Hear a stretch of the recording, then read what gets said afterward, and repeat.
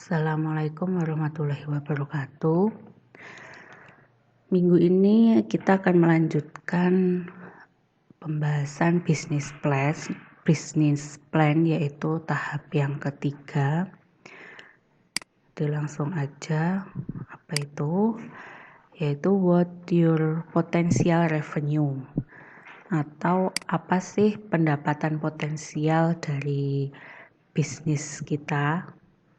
Jadi kita gali apa aja potensi income dari produk kita, atau mungkin jasa kita, atau mungkin bisnis kita. Jadi nggak melulu hanya dengan produk saja ya. Jadi kemarin ada yang tanya, Bu, bagaimana kalau saya sudah memiliki produk, tapi di sini saya ingin membuat tokonya. Jadi produknya sudah ada, kita mau bikin tokonya. Ya enggak apa-apa ya, berarti yang kita bisnis plan-nya ini adalah tokonya. Jadi tokonya ini target marketnya siapa, terus apa yang beda dari toko-toko yang lain, dan yang ketiga ini apa potensial revenue dari toko kamu. Jadi bisnisnya itu adalah bisnis toko kamu. Contohnya kayak Indomaret gitu. Indomaret itu kan produknya nggak hanya satu. Jadi yang di branding itu adalah tokonya, bukan produknya. Contohnya ya seperti itu ya. Oke. Apa potensi revenue Anda? Gimana cara kita menggali potensi income atau pendapatan lain selain dari bisnis kita saat ini. Jadi misalnya kalau kita jualan produk tertentu gitu, berarti apa sih yang kita gali dari produk itu untuk mendatangkan income lainnya. Jadi income-nya itu nggak hanya jualan produk itu saja. Contohnya misalnya dulu itu ya mesin fotokopi, Xerox itu dulu dia penjual mesin fotokopi. Nah, waktu itu Xerox ini menemukan teknologi yang canggih, jadi terbuatlah mesin fotokopi yang canggih. Nah, mesin fotokopi itu ketika dijual di pasaran kan mahal sekali karena memiliki teknologi yang luar biasa. Nah, si Xerox ini akhirnya mengubah bisnis modelnya. Jadi karena dia bisnis awalnya itu adalah menjual mesin fotokopi, lalu dia merubah bisnis modelnya, yaitu dengan cara menyewakan mesin fotokopi. Jadi untuk mendapatkan potensial revenue mungkin yang pertama itu dengan mengubah bisnis modelnya. Jadi kalau biasanya kalian menjual barang-barang yang mahal, itu mungkin bisa dengan cara menyewakan. Nah, lalu bagaimana Bu dengan target marketnya? Nah, kalau target market awal itu menjual mesin fotokopi, mesinnya itu kan mahal, berarti kan target orang-orang yang atas ya, orang menengah atas lah. Nah, kalau menyewakan kan nggak harus yang menengah ke atas, berarti ke bawah. Jadi dengan adanya merubah bisnis model ini, berarti kita juga mengubah target marketnya. Gini, bukan merubah awal ya, tapi dari bisnis model yang baru itu kita membuat target market yang baru. Paham maksudnya? Jadi kalau awalnya kita menjual mesin fotokopi, targetnya sudah ada, lalu di potensial revenue kita menyewakan mesin fotokopi, berarti menyewakan mesin fotokopi juga memiliki target market lagi gitu ya.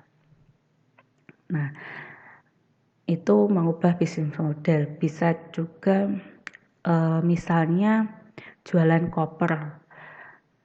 Ya, koper itu kan ya relatif lah ya, ada yang mahal, ada yang ya relatif lah sekitar 100-an lebih harganya.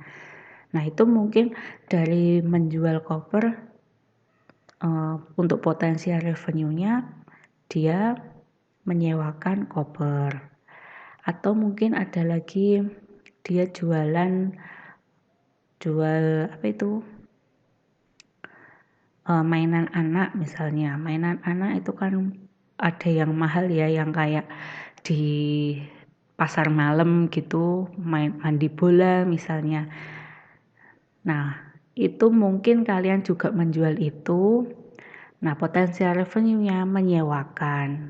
Kan banyak ya sekarang menyewakan mainan anak yang bongkar pasang besar itu, ada mandi bolanya, ada apa itu, celurutan itu, nah, bisa jadi. Atau mungkin peralatan bayi kayak stroller itu kan mahal.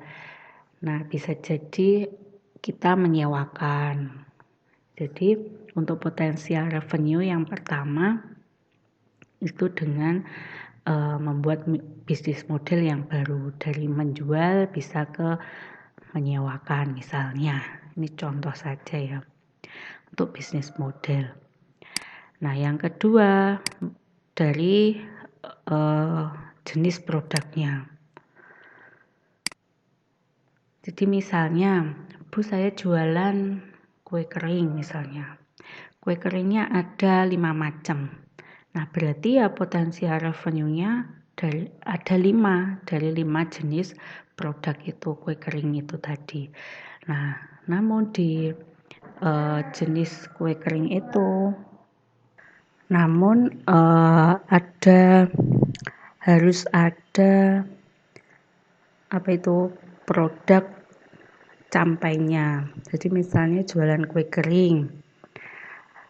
Nah, apa sih yang paling laris dari 5 varian kue kering itu? Nah, itu produk campainya. Yang lainnya sebagai potensial revenue. Jadi pendapatan lain selain dari produk utama tadi. Terus lalu misalnya, Bu, saya masih baru, saya masih belum tahu produk yang sejenis dengan produk saya bagaimana. Nah, ada pilihan yang ketiga, mungkin dengan kemasan produk. Jadi kita hanya mengubah kemasan saja atau bentuknya. Misalnya jualan donat.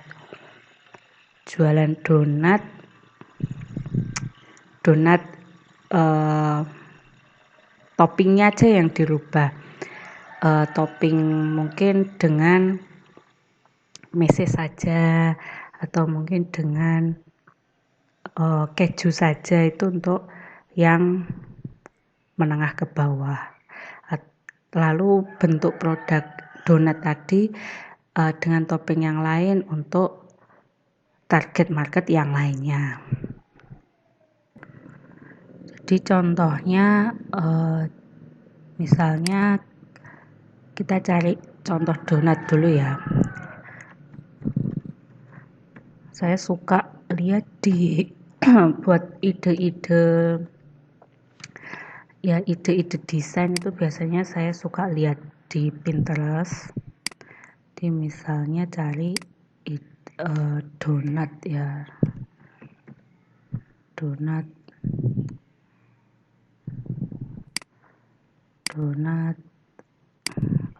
estetik misalnya. Nah, ini contoh. Nah, jadi kita hanya mengubah bentuk produknya. Donat yang seperti ini mungkin untuk menengah ke bawah. Kita buat yang seperti ini, atau mungkin kita bikin kemasannya ini yang berbeda ya, kemasan yang berbeda itu bisa mengubah bisa memberikan potensial revenue dan memberikan penambahan target market yang beda.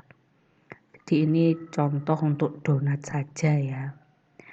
Nah, misalnya gini. Nah, kan sama-sama donat, tapi dia punya potensial revenue. Jadi biasanya jualan donat yang hanya mesis aja sama keju misalnya.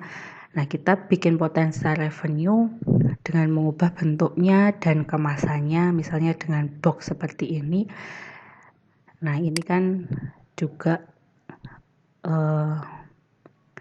menambah potensial ya untuk target market yang baru. Nah, contohnya kayak gini. Tuh. Atau mungkin kemasannya. Misalnya jualan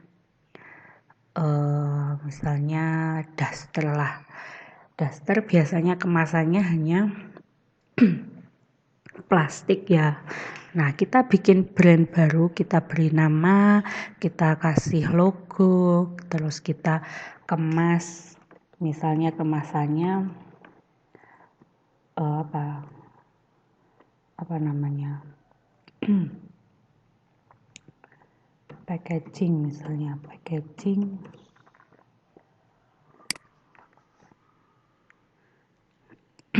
Nah, misalnya gini. Ya kan, produknya kita bungkus seperti ini kan memiliki value lebih. Nah, ini memiliki target market yang berbeda dengan beras kalian yang biasanya hanya dibungkus dengan kresek.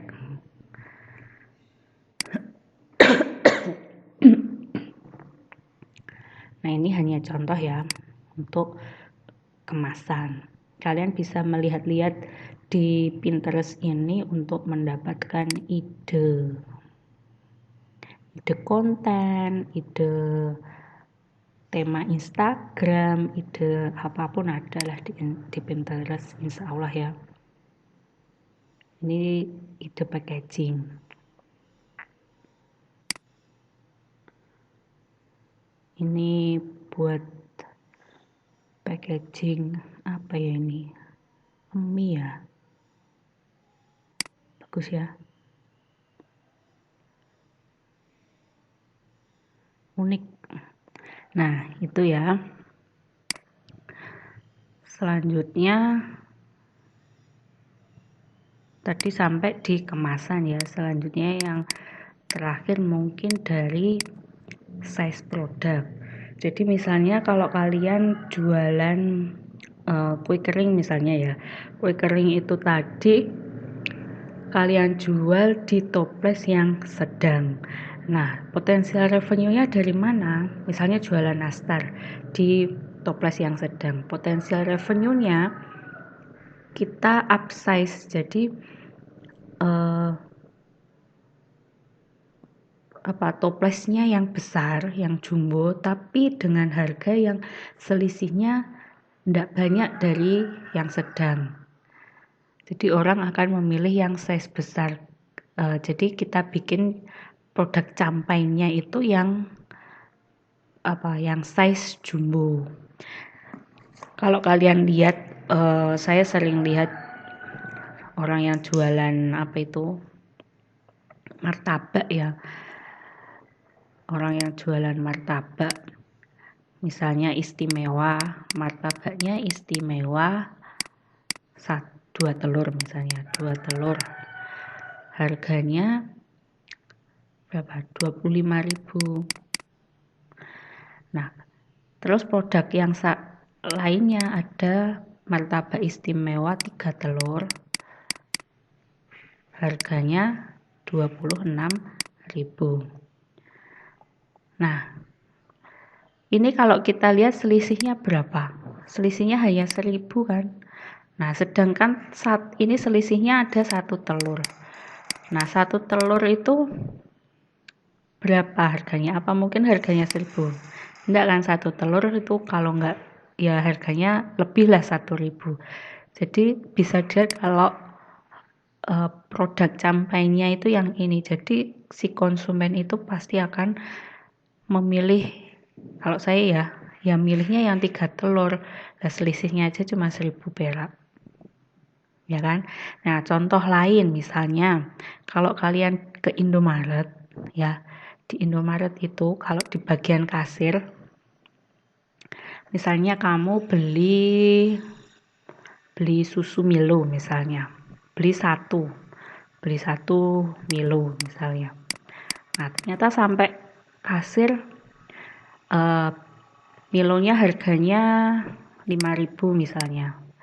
Nah, sampai kasir, Mbak, Mas mau nambah 3.000 biar dapat 2 Milo misalnya. Jadi 8.000. Nah, ini kan strategi upsize ya, strategis yaitu tadi strategi harga. Jadi selisihnya itu nggak banyak. Nah, kan mikirnya di Indomaret pengennya beli yang 2 sekaligus. Ini produk campainya. Meskipun beli yang lainnya, misalnya beli yang 2 telur, ya nggak apa-apa. Berarti kan si penjual juga mendapatkan margin yang banyak, untung yang banyak dari membeli ini. Kalau beli 3 telur, dia juga sama-sama margin lah ya, marginnya juga banyak. Karena dia mengeluarkan, ya sebetulnya marginnya ini yang gimana ya, istimewa 3 telur 26.000 itu memang harga HPP plus laba, sudah harga HPP plus laba. Jadi ya dia mau konsumennya beli ini juga tetap dapat laba ya kan. Yang ini meskipun konsumennya beli satu gratis satu, ini juga sudah pasti dia dapat laba. Mau beli yang ini labanya semakin besar gitu loh, karena ini produk campainya. Nah, itu untuk potensial revenue-nya. Jadi buat teman-teman yang mungkin di tahap 2 kemarin yang membedakan produk kita atau bisnis kita dari yang lain itu masih belum dapat perbedaan yang signifikan, mungkin yang membuat kita beda itu ada di tahap 3 ini. Jadi tidak harus di tahap 2 kita mempunyai perbedaan, tapi bisa juga dari potensial revenue ini. Itu ya.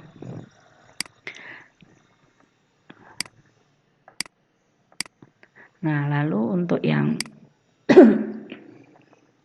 kemarin contohnya saya itu bebek ngecim. Ya, bebek ngecim. Nah, apa potensial revenue dari ini? Apa ya kira-kira potensial revenue? Nah, ini kan kita jualan bebek, berarti sudah punya alat masak ya kan, sudah punya kompor, panci. Nah, apa yang kita bisa buat revenue, potensial revenue lain yang kita juga nggak keluar modal banyak, mungkin dengan mengubah bisnis modelnya. Jadi dari jualan bebek mungkin saya mempunyai pendapatan lain dari catering, misalnya catering makanan sehat, bisa juga kan ya, atau catering makanan lah intinya. Jadi kita sudah punya alat-alat masaknya, lalu apa sih yang bisa kita lakukan dari alat masak itu agar mempunyai pendapatan lain selain dari produk utama tadi, yaitu dengan catering misalnya. Jadi ini saya dari bisnis modelnya ya. Jadi kan tadi ada 4 yang saya sebutkan, dari bisnis modelnya bisa, dari kemasan produk bisa, dari jenis produk juga bisa, dari size produk juga bisa gitu. Itu ya. Nah, kayak kalau ada contoh tadi ya, ada teman kalian yang bilang sudah punya produk, pengen membuat toko, berarti potensial revenue-nya ya mirip-mirip tadi kayak si Indomaret tadi ya. Strateginya di kasir itu dikasih promo untuk potensial revenue-nya selain dari produk yang ada di toko itu. Nah, mungkin itu saja dari saya. Kalau ada yang masih kurang jelas, silahkan